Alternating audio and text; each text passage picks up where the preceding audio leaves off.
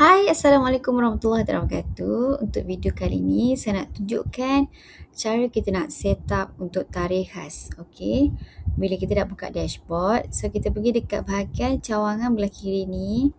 Lepas tu kita pilih cawangan mana. Okey, contoh saya ambil cawangan Bangi dan klik dekat waktu. Lepas tu kita klik dekat tarikh khas. Okey, contohnya kita macam biasa kedai kita tutup hari Sabtu Ahad.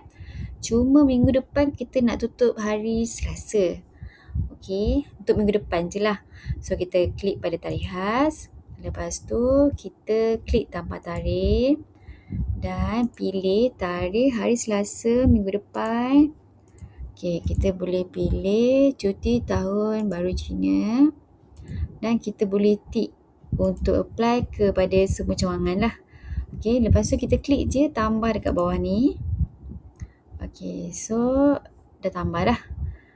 Selasa 17 kita akan tutup.